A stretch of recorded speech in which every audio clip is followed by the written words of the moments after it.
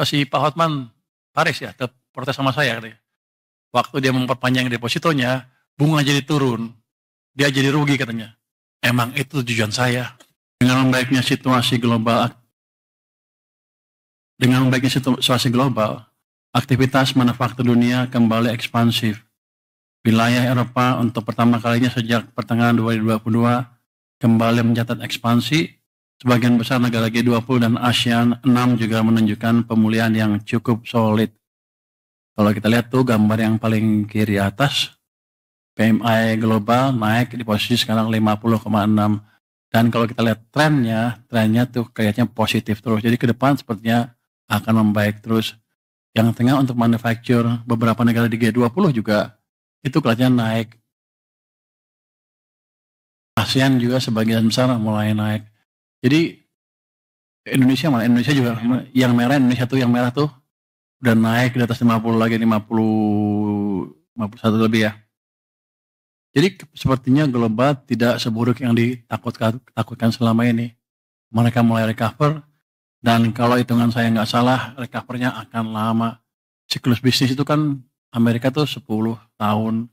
Mereka mulai ekspansi 2023, harus sampai 2030 akan aman. Jadi inilah environment global yang kita hadapi ke depan.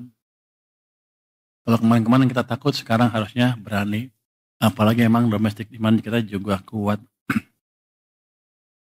Jadi satu, ketidakpastian global walaupun masih ada, sudah jauh berkurang dibanding sebelum-sebelumnya. The fact bahwa the Fed nurunin bunga itu akan memberikan stimulus tambahan ke perekonomian Amerika yang biasanya akan diikuti oleh perbaikan ekonomi negara-negara lain, termasuk Cina, Jepang, Korea, dan kita juga. Karena biar gimana Amerika masih merupakan mesin pertumbuhan utama ekonomi dunia. Berdasarkan data arus barang bea cukai pada Agustus, kinerja ekspor kita meningkat terutama di depan sektor industri pengolahan, terutama komoditas logam dasar, nikel dan tembaga. Sejalan dengan upaya hilirisasi mineral, akumulasi ekspor year to date hingga Agustus tumbuh 7,8% dibandingkan periode yang sama tahun lalu.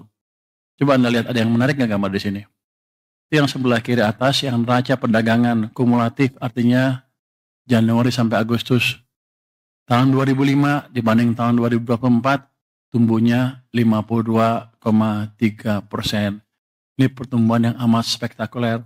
Walaupun orang bilang katanya karena mau ada tarif, mereka ini duluan penloading. Tapi kalau saya lihat tetap aja tumbuh. Nanti ini menunjukkan bahwa globalnya nggak jelek-jelek amat. Anda lihat tuh tumbuh 52,3%. Jadi sekarang kita tinggal fokus menjaga domestiknya seperti apa. Next. Nilai tukar rupiah, kita lihat berada pada level 16.498 per US dollar pada 19 September 2025, melemah 3,% year to date. Utamanya kemarin karena keributan itu ya. Jadi sebagian orang takut, dan harusnya sih ke depan akan semakin membaik karena modal asing ke pasar saham sudah masuk cukup signifikan, dan harusnya prospek ekonomi kita juga akan terus membaik. Anda lihat currency risk spread yield antara SBN dengan US Treasury itu menurun terus. Kalau di bulan Januari itu 4,57, sekarang sudah turun ke 4,2, yang bawah ya, 240, sekarang turun ke 216 basis point. Ya nggak turun banyak, tapi saya pikir cukup baik di tengah gejolak domestik, utamanya yang kemarin-kemarin itu kan spreadnya sempat naik kemudian turun lagi. Jadi cepat sekali kepercayaan investor recover setelah keributan beberapa minggu yang lalu. Dan counter risk juga terjaga dengan cukup baik. Kalau kita lihat spread yield SBN USD, ini yang kiri kan, ini yang kanan adalah SBN USD dan US Treasury dolar to dolar. Itu sekarang tinggal 79 basis point. Kalau kita lihat historically ini amat rendah dibanding biasanya. Kalau kita nanti membaik terus ekonominya, saya pikir ini akan turun terus yieldnya. Ya, spread yield dengan US Treasury. Oke. Next. Inflasi cukup stabil, ini menopang daya beli masyarakat, ini di tengah banyak negara yang masih berjuang mengatasi tekanan. Jadi kita lumayan baik di level, kalau kita lihat di situ, 2,31% ya. Ini level inflasi yang amat ideal. Jadi inflasi yang bagus tuh bukan 0, bukan juga di atas 10. Tapi sekarang konsensus ekonomi global tuh antara 1-3%, dan kita sekarang di 2,3, ya level yang pas lah. Inflasi Indonesia rendah di antara banyak negara yang berjuang mengatasi inflasi, seperti saya bilang tadi. Dibanding negara lain kita bagus. Singapura lihat ya, 0,6%. Itu nggak bagus, itu jelek. Di bawah 1,5% biasanya jelek karena demandnya terlalu rendah. Jadi patokan ekonomi itu seperti itu. Malaysia 1,2, agak jelek. Kita lumayan lah, kita ideal. Kalau bisa dijaga terus sekitar 2-3 itu akan bagus sekali buat ekonomi kita. Oke, next. Kalau kata siapa zaman dulu? Gubernur Bank Sentral Amerika yang terkenal siapa? Greenspan. Greenspan bilang itu kita dalam Goldilocks condition. Ingat kan? Ini di Goldilocks condition untuk inflasi kita. Anda cari di cerita Goldilocks itu cerita apa? Itu fun. Oke, next. Ekonomi Indonesia tumbuh 5,12% pada triwulan 2 2025. Ini mencerminkan ekonomi domestik yang terjaga, ditopang oleh konsumsi rumah tangga yang resilient, investasi yang meningkat, dan ekspor yang tetap kuat. Saya pikir teman-teman udah tahu semua data detail ini, saya nggak usah masuk terlalu detail. Next. Jadi, next. Konsumsi rumah tangga tumbuh cukup baik, 5%. Investasi meningkat sampai 6,99%. Investasi bangunan tumbuh 4,9%, dan investasi mesin tumbuh 25,3%. Ini kan masa lalu ya. Bagian dari Anda anggap angka ini salah, 5,12 katanya 5 tambah 1 tambah 2, 8. Tapi bukan itu. Di belakangnya kalau Anda lihat laju pertumbuhan uang, pada triwulan kedua tuh tumbuh uangnya cukup kenceng. Jadi emang itu yang mendorong belanja konsumen tumbuh kuat 5%. Karena emang pada waktu itu digenjot uang sampai dengan bulan April. Ada delaynya April, Mei, Juni, Juli. Biasanya 3 bulan. April, Mei, Juni, Juli, habis. Mei digenjot lagi ke bawah uangnya sehingga uang melambat, sehingga kita mengalami perlambatan ekonomi setelah itu. Tapi triwulan kedua angkanya memang seperti itu. Tidak ada manipulasi BPS. Kalau yang nyangka-nyangka itu ekonominya nggak berapa ngerti. Boleh ngomong gitu? Menteri Keuangan boleh ngomong gitu kan ya? Jadi lihat juga supply uang pada waktu seperti apa. Slide 12. Sektor manufaktur sebagai kontributor ekonomi terbesar kembali menguat dengan pertumbuhan mencapai 5,68%, tertinggi sejak tahun 2022. Jadi manufaktur kita di Q2 sudah mulai recover. Mungkin Q3 agak melambat sedikit, tapi Q4 pasti akan tumbuh lebih cepat lagi sesuai dengan perbaikan ekonomi dan perbaikan demand karena supply uang ditambah di sistem perekonomian. Next. Berikutnya.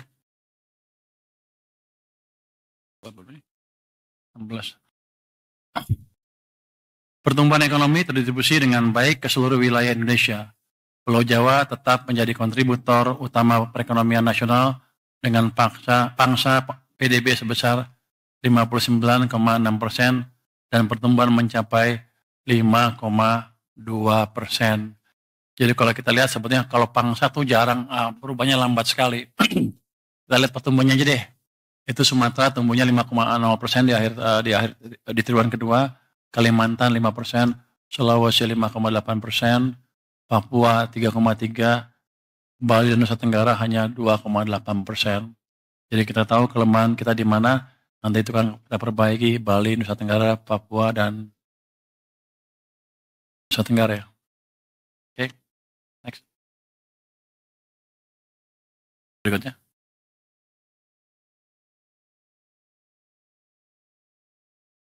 Sejumlah indikator domestik juga menunjukkan tren positif. Aktivitas manufaktur kembali ke level ekspansi, keyakinan konsumen tetap berada di level optimis, konsumsi listrik dan penjualan retail tumbuh positif. Penjualan semen yang menjadi salah satu indikator investasi bangunan juga menunjukkan perbaikan dalam 2 bulan terakhir. Kayaknya nggak klop ya. Oke, kalau Anda lihat sebelah kiri itu kelihatan tuh manufacturing PMI sudah positif 51,5 lagi.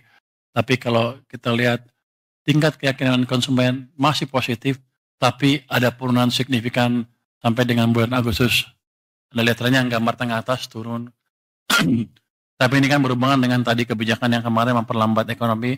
Sekarang sudah digenjot, harusnya ke depan dia akan naik lagi dengan cepat. Penjualan retail juga masih tumbuh positif. Anda lihat penjualan semen itu masih negatif, artinya investasinya mungkin masih lambat, tapi ke depan saya yakin itu akan positif lagi. Oke. Untuk mendorong pertumbuhan ekonomi yang lebih tinggi, peran sektor keuangan menjadi sangat krusial sebagai penopang pembiayaan produktif. Sampai dengan Agustus lalu, kita masih menghadapi tantangan dan dari sisi pertumbuhan uang beredar yang lemah, dengan pertumbuhan M0 mencatat hanya 0,3%. Anda lihat tuh, M0 yang merah tuh gambar yang atas tuh, di 2025 tuh cenderung negatif, sempat positif di April, terus turun lagi ke bawah dan mulai ke sini sampai Agustus di 0,3. September mungkin masih agak, tapi saya yakin Oktober akan tumbuh dengan cepat, jadi ekonominya bisa bergerak lagi. Ruang ekspansi perbankan terus dipantau, LDR mendekati batas atas, katanya berapa, 86,5, tapi ini rendah dibanding kalau kita waktu tumbuh. Lagi cepat-cepatnya tumbuh, dan saya yakin ketika uang saya masuk ke perbankan, LDR-nya turun lagi.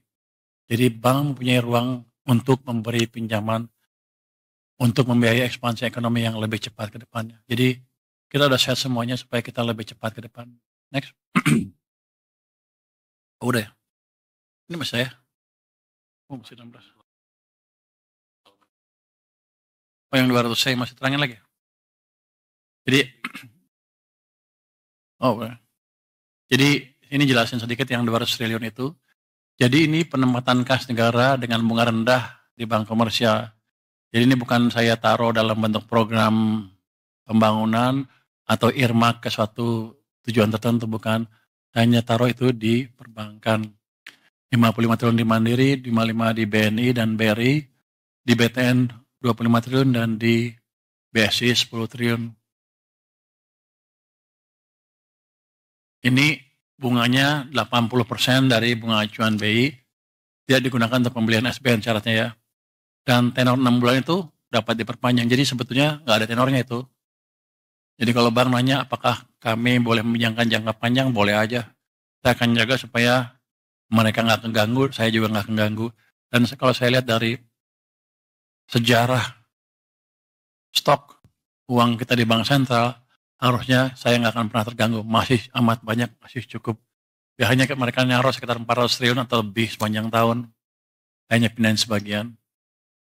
Ini dampaknya ke likuiditas naik, cost of fund jadi turun.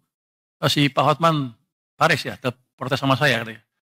Waktu dia memperpanjang depositonya, bunga jadi turun. Dia jadi rugi katanya. Emang itu tujuan saya. Nah, biar dia belanja lagi. Kalau belanja kan ekonomi jalan. Atau dia bagi-bagi ke orang, ekonomi jalan. Memang itu tujuannya. Jadi itu merupakan konfirmasi bahwa kebijakan kita mulai jalan. Konsumsi dan investasi akan naik karena bunga turun dan multiplier effect untuk pertumbuhan ekonomi akan kelihatan semakin signifikan. Ini juga kedepannya akan kita sinergikan dengan fiskal moneter.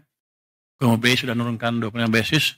Itu tujuannya sama, untuk membantu likuiditas di sistem perbankan supaya bunga turun, supaya ekonomi jalan. Jadi mereka juga sekarang pro growth. Oke, saya pikir utamanya itu. untuk dampak dari manfaat dari penempatan dana yang 200 triliun itu. Ketika ada sesuatu yang tidak benar, kita suarakan. Ya bagaimana semua terangin dia sedungu ini? Ini manusia pecundang yang sangat merugikan bangsa kita ini. Saatnya jadi member eksklusif di channel YouTube Official ID. Tantang lagi para tambah sumpah di atas Al-Quran. Dia pengen masuk TV. Konten premium yang tidak tayang di TV. Live interaction. Halo pemirsa iNews, ini baru selesai. Emoji dan badge spesial. Reakses konten pilihan. Klik YouTube Official iNews. Join member hanya Rp10.000 per bulan.